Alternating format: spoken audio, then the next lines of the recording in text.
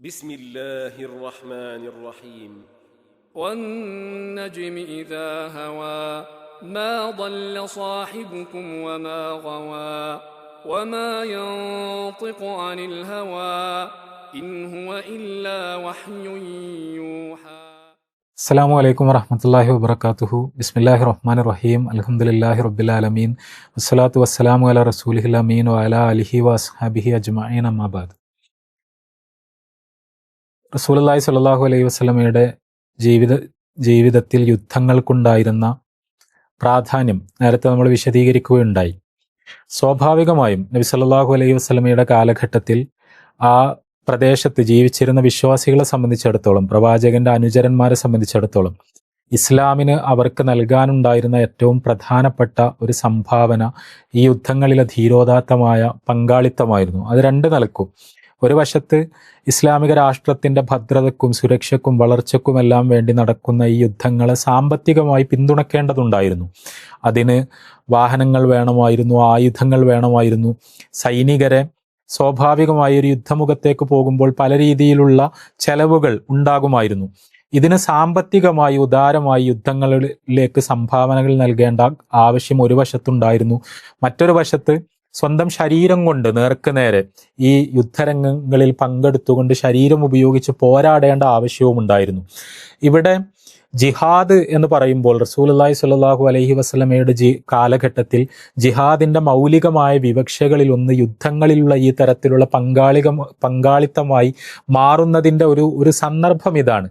റസൂലുള്ളാഹി സ്വല്ലല്ലാഹു അലൈഹി വസല്ലമ പരിശുദ്ധ ഖുർആനിലെ വചനങ്ങൾ ഓതിക്കൊണ്ട് നിരന്തരമായി യുദ്ധരംഗത്തുള്ള ഈ പങ്കാളിത്തത്തിന് സഹാബിമാരെ പ്രേരിപ്പിച്ചതായും അതിൻ്റെ പുണ്യത്തെപ്പറ്റി, അതിൻ്റെ പവിത്രതയെപ്പറ്റി, അത് കൊണ്ടുവരുന്ന മഹത്തായ പാപമോചനത്തെയും പ്രതിഫലത്തെയും പറ്റി നിരന്തരമായി അവരെ ഓർമ്മപ്പെടുത്തിയതായും എല്ലാം നമ്മൾക്ക് വളരെ കൃത്യമായി തന്നെ മനസ്സിലാക്കാൻ കഴിയുന്നുണ്ട്. പരിശുദ്ധ ഖുർആൻ സൂറത്തുൻ നിസായിൽ പറയുന്ന ഒരു കാര്യം, നമ്മൾ ഈ യുദ്ധരംഗത്ത് പങ്കെടുക്കുന്ന വിശ്വാസികളും യുദ്ധത്തിൽ നേർക്കുനേരെ പങ്കാളികളാകാത്ത വിശ്വാസികളും ഒരുപോലെയല്ല, പദവിയിൽ ഒരുപോലെയല്ല. ആ രണ്ടു കൂട്ടരെയും അള്ളാഹു ഒരുപോലെയല്ല കാണുന്നത് എന്ന് പരിശുദ്ധ ഖുർആൻ പലയിടങ്ങളിലായി പല രീതികളിൽ പറയുന്നത് നമുക്ക് കാണാൻ കഴിയും. അതിൽ ഒരു വചനം സൂറത്തുൻ നിസായിലെ 95-ാമത്തെ വചനമാണ്. അഊദു ബില്ലാഹി മിനശ് ശൈത്വാനിർ റജീം. ബിസ്മില്ലാഹിർ റഹ്മാനിർ റഹീം. لا يستوي القاعدون من المؤمنين غير أولي الضرر والمجاهدون في سبيل الله بأموالهم وأنفسهم. فضل الله المجاهدين بأموالهم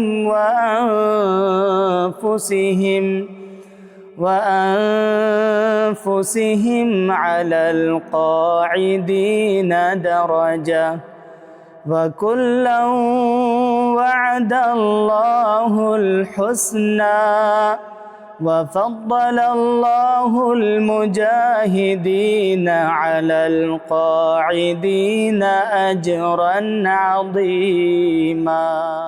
ഇവിടെ ഖുർആൻ ഇത് പറയുമ്പോൾ സ്വാഭാവികമായും നമുക്കറിയാം റസൂലുള്ളാഹി സ്വല്ലല്ലാഹു അലൈഹി വസല്ലമയുടെ കാലഘട്ടത്തിലുണ്ടായ യുദ്ധങ്ങൾ തന്നെ രണ്ട് തരത്തിലുണ്ട് എന്ന് കാണാം. ചില സമയങ്ങളിൽ പ്രവാചകൻ സ്വല്ലല്ലാഹു അലൈഹി വസല്ലം എല്ലാവരും യുദ്ധത്തിൽ നിർബന്ധമായും പങ്കെടുക്കണം എന്ന് കൽപ്പിച്ച സന്ദർഭങ്ങളുണ്ട്. അത് ആ സാഹചര്യം ആവശ്യപ്പെടുന്നതായിരുന്നു.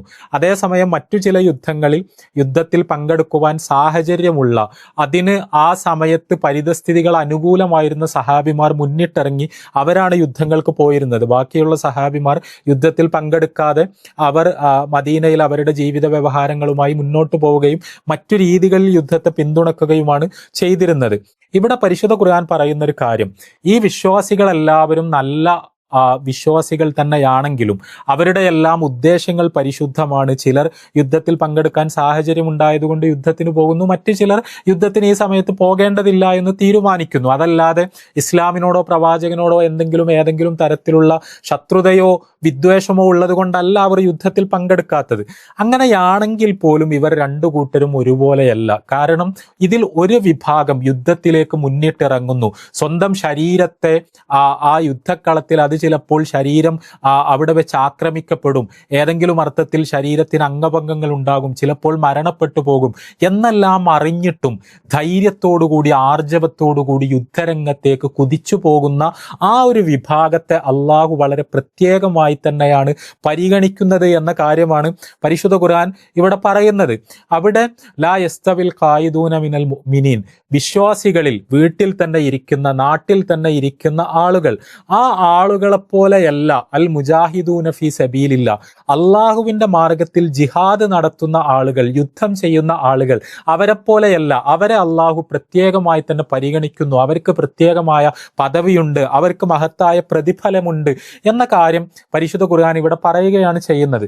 ഇതിന്റെ തഫ്സീറുകളിൽ നമ്മൾ കാണുന്ന ഒരു കാര്യം, ഈ ആയത്തിൽ അള്ളാഹു നടത്തുന്ന ഒരു പ്രയോഗമുണ്ട്. ലാ യസ്തവിൽ ഖായിദൂന മിനൽ മുഅ്മിനീൻ എന്ന് പറഞ്ഞ ശേഷം അള്ളാഹു പറയുന്നത്, എന്നാൽ അനിവാര്യമായ ഒരു നിലക്കും യുദ്ധത്തിൽ പങ്കെടുക്കാൻ കഴിയാത്തത് കൊണ്ട് യുദ്ധത്തിൽ പങ്കെടുക്കാത്തവരെ പറ്റിയല്ല ഞാനിവിടെ പറയുന്നത് എന്ന് ഈ ആയത്തിൽ ഒരു പ്രയോഗമുണ്ട്. യുദ്ധത്തിൽ പങ്കെടുക്കാതെ വീട്ടിലിരിക്കുന്ന ആളുകൾ, അവർക്ക് ആ യുദ്ധത്തിൽ ഒരു നിലക്കും പങ്കെടുക്കാൻ കഴിയാത്ത ഒരു സാഹചര്യമില്ല, യുദ്ധത്തിൽ പങ്കെടുക്കേണ്ട നിർബന്ധിതാവസ്ഥ ഇല്ലാത്തത് കൊണ്ടാണ് അവർ യുദ്ധത്തിന് പോകാത്തത്. പക്ഷേ യുദ്ധത്തിൽ വേണമെങ്കിൽ അവർക്ക് പങ്കെടുക്കാവുന്നതാണ്. ഒരു നിലക്കും യുദ്ധത്തിൽ പങ്കെടുക്കാൻ കഴിയാത്ത ചില കേസുകൾ, അങ്ങനെയുള്ള ചില മനുഷ്യരുണ്ടാകും. അവരെ ഞാൻ ഇതിൽ നിന്ന് ഒഴിവാക്കുന്നു. അവർക്കും യുദ്ധത്തിൽ പോയവർക്കുള്ളതിന് സമാനമായ പദവിയും പ്രതിഫലവും ഉണ്ട്. അവർക്ക് യുദ്ധത്തിൽ പങ്കെടുക്കാൻ താല്പര്യമില്ലാത്ത കൊണ്ടല്ല, മറിച്ച് ഒരു നിലക്കും യുദ്ധത്തിൽ പങ്കെടുക്കാൻ കഴിയാത്തത് കൊണ്ടാണ് എന്ന് പരിശുദ്ധ ഖുർആൻ ഇവിടെ പ്രത്യേകമായി എടുത്തു പറയുന്നത് കാണാം. ഇങ്ങനെയൊരു പ്രയോഗം ഖുർആൻ നടത്തുന്നതിന്റെ പശ്ചാത്തലം എന്താണ് എന്ന് ഹദീസുകളിൽ നിന്നും തഫ്സീറുകളിൽ നിന്നും നമുക്ക് മനസ്സിലാക്കാൻ കഴിയുന്നുണ്ട്. അബ്ദുല്ലാഹിബ്നു ഉമ്മി മക്തൂം റളിയല്ലാഹു അൻഹു റസൂലുള്ളാഹി സ്വല്ലല്ലാഹു അലൈഹി വസല്ലമയുടെ വളരെ പ്രസിദ്ധനായ സ്വഹാബിയാണ്. അദ്ദേഹം മുഹാജിറുകളിൽപ്പെട്ട ആളാണ്. മക്കയിൽ തന്നെ വളരെ നേരത്തെ ഇസ്ലാം സ്വീകരിച്ച ഒരു സഹാബിയാണ്.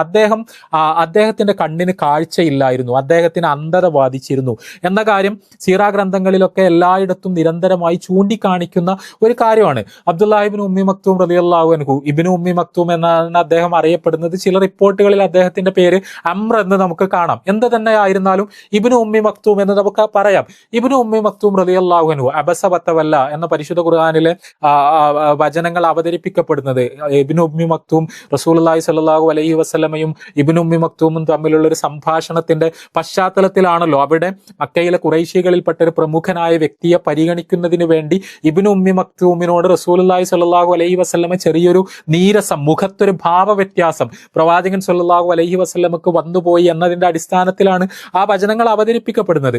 മദീനയിൽ ഇബ്നു ഉമ്മി മക്തൂം റളിയല്ലാഹു അൻഹു എത്തിയ ശേഷം റസൂലുള്ളാഹി സ്വല്ലല്ലാഹു അലൈഹി വസല്ലമ വളരെ പ്രധാനപ്പെട്ട ഒരുപാട് ഉത്തരവാദിത്തങ്ങൾ അദ്ദേഹത്തിന് നൽകിയിരുന്നു. അദ്ദേഹം ബാങ്ക് വിളിക്കാറുണ്ടായിരുന്നു, ഇഖാമത്ത് കൊടുക്കാറുണ്ടായിരുന്നു, മസ്ജിദുൻ നബവിയിൽ റസൂലുള്ളാഹി സ്വല്ലല്ലാഹു അലൈഹി വസല്ലമ ഇല്ലാത്ത സമയങ്ങളിൽ ഇമാമായി നിൽക്കാറുണ്ടായിരുന്നു. ഇതൊക്കെ വളരെ പ്രധാനപ്പെട്ട കാര്യങ്ങളാണ്. ബിലാൽ റളിയല്ലാഹു അൻഹുവിനെ പോലെ തന്നെ പള്ളിയിൽ ബാങ്ക് വിളിക്കാൻ വേണ്ടി നിശ്ചയിക്കപ്പെട്ടിരുന്ന സഹാബിയാണ് ഇബ്നു ഉമ്മി മക്തൂം റളിയല്ലാഹു അൻഹു എന്ന് പറയുമ്പോൾ ഇബ്നു ഉമ്മി മക്തൂം റളിയല്ലാഹു അൻഹുവിന് മദീനയിലെ ഇസ്ലാമിക സമൂഹത്തിൽ ഉണ്ടായിരുന്ന ദൃശ്യതയും പ്രാധാന്യവും നേതൃപദവിയും, ഇസ്ലാമിൽ ബാങ്ക് വിളിക്കുക എന്ന് പറഞ്ഞാൽ വളരെ പ്രധാനപ്പെട്ട, വളരെ ഉന്നതമായ, വളരെ ശ്രേഷ്ഠമായ ഒരു കർമ്മമാണ് എന്ന് നമുക്കറിയാം. ഇവിടെ നമ്മൾ ആലോചിച്ച് നോക്കൂ, നമ്മൾ ഡിസബിലിറ്റിയെ കുറിച്ച് പലതരത്തിലുള്ള ചർച്ചകൾ നടത്തിക്കൊണ്ടിരിക്കുകയാണ്. നമ്മൾ ഡിഫറൻ്റ്ലി ഏബിൾഡ് എന്നൊക്കെ പറഞ്ഞ കോൺസെപ്റ്റ് കൊണ്ടുവന്നുകൊണ്ടിരിക്കുകയാണ്. നമ്മൾ അംഗപരിമിതർ എന്ന് വിളിക്കണോ, അംഗവൈകല്യമുള്ളവർ എന്ന് വിളിക്കണോ എന്ന ഭാഷാപരമായ പൊളിറ്റിക്കൽ നെ പറ്റിയൊക്കെയുള്ള വലിയ സൂക്ഷ്മമായ സാമൂഹിക ശാസ്ത്ര ചർച്ചകൾ നടന്നുകൊണ്ടിരിക്കുകയാണ്. എന്തു തന്നെയായിരുന്നാലും ഈ തരത്തിൽ അംഗപരിമിതിയുള്ള ആളുകൾ, ഏതെങ്കിലുമൊക്കെ അർത്ഥത്തിൽ അവയവങ്ങൾക്ക്, കണ്ണിന് അല്ലെങ്കിൽ കാലിന് ഒക്കെ സ്വാധീനക്കുറവോ ശേഷിക്കുറവോ ഒക്കെ ഉള്ള മനുഷ്യർ, അവരെ സമൂഹത്തിന്റെ പുറമ്പോക്കിലേക്ക് മാറ്റുന്ന, മുഖ്യധാരയിൽ നിന്ന് മാറ്റുന്ന, അവരെ അവമതിപ്പോടുകൂടി കാണുന്ന, അവരെ അപമാനിക്കുന്ന, അവരുടെ കഴിവുകളും അവസരങ്ങളും ഒക്കെ നിഷേധിക്കുന്ന സമീപനങ്ങളാണ് നമ്മൾ ആധുനിക കാലഘട്ടത്തിൽ പോലും സമൂഹത്തിൽ നമുക്ക് കാണാൻ കഴിയുന്നത്.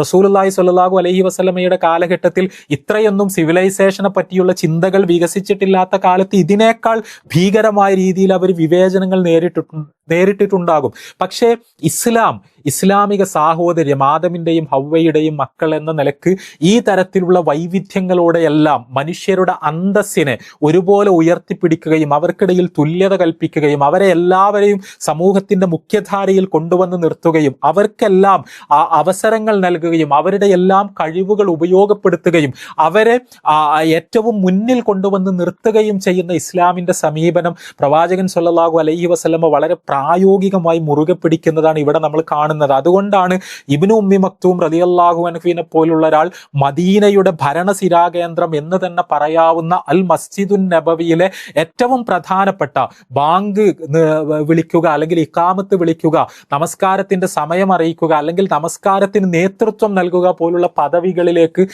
ഇബ്നു ഉമ്മി മക്തൂം റളിയല്ലാഹു അൻഹു നിയോഗിക്കപ്പെടുമ്പോൾ നമ്മൾക്ക് ആ ഒരു ഇസ്ലാമിന്റെ സൗന്ദര്യം വളരെ പ്രകടമായി നമുക്ക് അവിടെ കാണാൻ കഴിയുന്നുണ്ട്. എന്തായാലും ഞാൻ സൂചിപ്പിക്കുന്നത് യുദ്ധത്തിന് പോകുന്നവരും പോകാത്തവരും ഒരുപോലെയല്ല എന്ന വചനം പരിശുദ്ധ ഖുർആനിൽ അവതരിപ്പിക്കപ്പെടുമ്പോൾ ഈ ഒരു ഫ്രേസ് ഗത്യന്തരമില്ലാത്തത് കൊണ്ട് പോകാത്തവർ ഇതിൽ നിന്ന് ഒഴിവാണ് എന്ന് പറയാൻ കാരണം അബ്ദുല്ലാഹിബിൻ ഉമ്മി മക്തൂമാണ് എന്ന് ഹദീസുകളിലും തഫ്സീർ നിവേദനങ്ങളിലും നമുക്ക് കാണാൻ കഴിയും. ചില നിവേദനങ്ങളിൽ ഇത്ര വരെയുണ്ട്. റസൂലുള്ളാഹി സ്വല്ലല്ലാഹു അലൈഹി വസല്ലം ഈ വചനം അവതരിപ്പിക്കപ്പെട്ടപ്പോൾ അത് ഖുർആനിൽ എഴുതി വെക്കാൻ വേണ്ടി ഖുർആൻ എഴുത്തുകാരോട് കൽപ്പിച്ച സമയത്ത് ഇബ്നു ഉമ്മി മക്തൂം റളിയല്ലാഹു അൻഹു അവിടെ ഉണ്ടായിരുന്നു. അദ്ദേഹം ചോദിച്ചു, അള്ളാഹുവിന്റെ പ്രവാചകരെ, അപ്പോൾ എന്റെ കാര്യം എന്താണ്? എനിക്ക് അന്ധതയാണല്ലോ, എന്റെ കണ്ണിന് കാഴ്ചയില്ലല്ലോ, എനിക്ക് യുദ്ധത്തിൽ പങ്കെടുക്കാൻ കഴിയില്ലല്ലോ, അതിന്റെ പേരിൽ എനിക്ക് പദവി കുറഞ്ഞു പോകുന്നുവോ എന്ന് ചോദിച്ചപ്പോൾ അള്ളാഹു ഈ ഒരു ഫ്രേസ് കൂടി ആ ആയത്തിൽ അവതരിപ്പിച്ചു, അതുകൂടി ഇൻക്ലൂഡ് ചെയ്തു. അതുകൂടി അപ്പോൾ എഴുതാൻ റസൂലുള്ളാഹി സ്വല്ലല്ലാഹു അലൈഹി വസല്ലം കൽപ്പിച്ചു. ഇബ്നു ഉമ്മി മക്തൂമിനെ പോലുള്ള ആളുകൾ ഇതിൽ നിന്ന് ഒഴിവാണ്. കാരണം അവർ യുദ്ധത്തിന് പോകാത്തത് ഒരു നിലക്കും പോകാൻ കഴിയാത്തത് കൊണ്ടാണ്. അവർക്ക് ആഗ്രഹമില്ലാത്തത് കൊണ്ടല്ല, സന്നദ്ധതയില്ലാത്തത് കൊണ്ടല്ല. രണ്ട് കണ്ണിനും കാഴ്ചയില്ലാത്ത ഒരാൾ എങ്ങനെയാണ് യുദ്ധം ചെയ്യുക?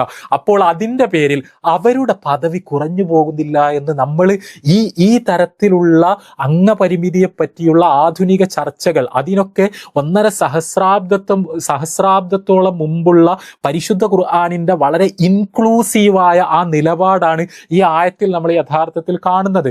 ബദർ യുദ്ധത്തിനോടനുബന്ധിച്ചാണ്, ബദർ യുദ്ധത്തിന് ശേഷമാണ് ഈ ആയത്ത് അവതരിപ്പിക്കപ്പെട്ടത് എന്ന് ഇബ്നു അബ്ബാസ് റളിയല്ലാഹു അൻഹുവിനെ പോലുള്ള സഹാബിമാർ സൂചിപ്പിക്കുന്നത് നമുക്ക് നിവേദനങ്ങളിൽ കാണാൻ കഴിയും. എന്ത് തന്നെയായാലും നമ്മൾക്ക് കാണാം, പ്രവാചകൻ സല്ലല്ലാഹു അലൈഹി വസല്ലമ പല യുദ്ധങ്ങൾക്കും പോകുമ്പോൾ, മദീനയിൽ നിന്ന് പുറത്തേക്ക് പോകുമ്പോൾ, അല്ലെങ്കിൽ യുദ്ധത്തിൽ സ്വാഭാവികമായും ശ്രദ്ധ യുദ്ധത്തിലാകുമെന്നതുകൊണ്ട് മദീനയിലെ കാര്യങ്ങൾ മുന്നോട്ട് കൊണ്ടുപോകാൻ മദീനയിലെ ഒരു ഇൻചാർജായി, മദീനയിലെ തന്റെ ഡെപ്യൂട്ടിയായി റസൂലുള്ളാഹി സ്വല്ലല്ലാഹു അലൈഹി വസല്ലമ ഒരുപാട് തവണ ഇബ്നു ഉമ്മി മക്തൂമിനെ നിശ്ചയിച്ചത് നമുക്ക് സീറയിൽ നമ്മൾക്ക് വായിക്കാൻ കഴിയുന്നുണ്ട്.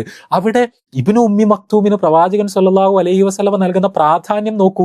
അദ്ദേഹം യുദ്ധത്തിൽ പങ്കെടുക്കുന്ന ഒരാളെ പോലെ തന്നെയാണ് എന്ന് പരിശുദ്ധ ഖുർആൻ ഡിക്ലെയർ ചെയ്യുന്നു. അതിന്റെ കൂടെ റസൂലുള്ളാഹി സ്വല്ലല്ലാഹു അലൈഹി വസല്ലമയും സഹാബിമാരും യുദ്ധങ്ങൾക്കായി പുറപ്പെട്ടു പോകുമ്പോൾ മദീന എന്ന് പറയുന്ന രാജ്യത്തെ നോക്കി നടത്താൻ, പ്രത്യേകിച്ചും പള്ളിയിലെ നമസ്കാരങ്ങൾക്ക് നേതൃത്വം നൽകുക, ഇതൊക്കെ ഒരു ഇസ്ലാമിക സമൂഹത്തിൽ രാജ്യതലസ്ഥാനത്തിലെ വളരെ പ്രധാനപ്പെട്ട കാര്യങ്ങളാണ്. ഈ കാര്യങ്ങളൊന്നും മുടക്കം കൂടാതെ നോക്കാൻ വേണ്ടി അവിടെ റസൂലുള്ളാഹി സ്വല്ലല്ലാഹു അലൈഹി വസല്ലമ ഇബ്നു ഉമ്മി മക്തൂമിനെ നിശ്ചയിക്കുന്നതും പലപ്പോഴും നമുക്ക് കാണാൻ കഴിയുന്നുണ്ട്. സഹോദരങ്ങളെ, ഇത് ഈ തരത്തിലുള്ള മനുഷ്യരോട് എങ്ങനെയാണ് നമ്മൾ പെരുമാറേണ്ടത് എന്നാണ് പരിശുദ്ധ ഖുർആനും തിരുസുന്നത്തും നമ്മൾക്ക് ഇവിടെ പഠിപ്പിച്ചു തരുന്നത്. അവരെ പറ്റി നമ്മളുടെ മനസ്സിലുണ്ടാകേണ്ട ഒരു വിഭാവനം എന്താണ് എന്ന പാഠമാണ് അതിൽ നിന്ന് നമ്മൾക്ക് ലഭിക്കേണ്ടത്.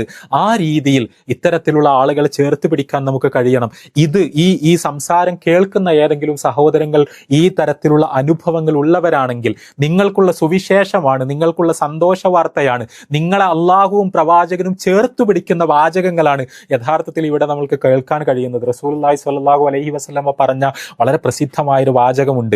ഒരടിമയിൽ നിന്ന് അള്ളാഹു അവന്റെ പ്രിയപ്പെട്ട 2 വസ്തുക്കൾ, പ്രിയപ്പെട്ട 2 എണ്ണം അള്ളാഹു തിരിച്ചെടുത്താൽ, അവൻ അതിൽ ക്ഷമിക്കുകയാണെങ്കിൽ അതിന് അള്ളാഹു സ്വർഗം പകരം നൽകും എന്ന് റസൂലുള്ളാഹി സ്വല്ലല്ലാഹു അലൈഹി വസല്ലമ പറഞ്ഞിട്ടുണ്ട്. ഇത് പറഞ്ഞ സമയത്ത് ഹദീസ് നിവേദനം ചെയ്ത നിവേദകൻ പറയുന്നുണ്ട്, അതുകൊണ്ട് ഉദ്ദേശിക്കുന്നത് 2 കണ്ണുകളാണ്. ഒരാളുടെ 2 കണ്ണുകൾ, ആ കണ്ണുകൾ നഷ്ടപ്പെട്ടാൽ, അയാൾക്ക് കാഴ്ച നഷ്ടപ്പെട്ടാൽ, അയാൾ ക്ഷമിക്കുകയാണെങ്കിൽ അള്ളാഹു അയാൾക്ക് സ്വർഗമാണ് പകരം നൽകുക എന്നാണ് റസൂലുള്ളാഹി സ്വല്ലല്ലാഹു അലൈഹി വസല്ലമ ഇവിടെ പറഞ്ഞത് എന്ന് അദ്ദേഹം വിശദീകരിക്കുന്നു. ഇമാം അൽ ബുഖാരി അദ്ദേഹത്തിന്റെ അൽ അദബുൽ മുഫ്രദ് എന്ന് പറയുന്ന പുസ്തകത്തിൽ ഉദ്ധരിക്കുന്ന മറ്റൊരു ഹദീസുണ്ട്. പ്രവാചകൻ സ്വല്ലല്ലാഹു അലൈഹി വസല്ലമ ഒരു സഹാബിയെ കാണാൻ പോകുന്നു. അദ്ദേഹത്തിന്റെ കണ്ണിന് അസുഖമാണ്, കാഴ്ച നഷ്ടപ്പെട്ടിട്ടൊന്നുമില്ല. പ്രവാചകൻ സ്വല്ലല്ലാഹു അലൈഹി വസല്ലമ അദ്ദേഹത്തോട് ചോദിച്ചു എന്നാണ് ആ നിവേദനത്തിലുള്ളത്, നിന്റെ കാഴ്ച നഷ്ടപ്പെടുകയാണെങ്കിൽ നീ എന്ത് ചെയ്യും? ആ സഹാബി പറയുന്നുണ്ട്, ഞാൻ ക്ഷമിക്കും, അള്ളാഹുവിൽ നിന്നുള്ള പ്രതിഫലം കാക്ഷിക്കും.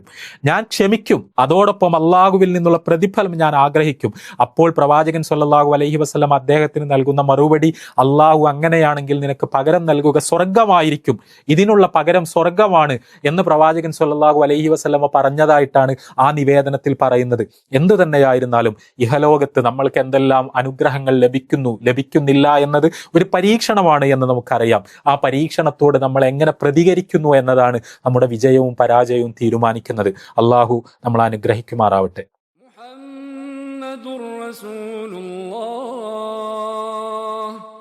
والذين معه أشداء على الكفار رحماء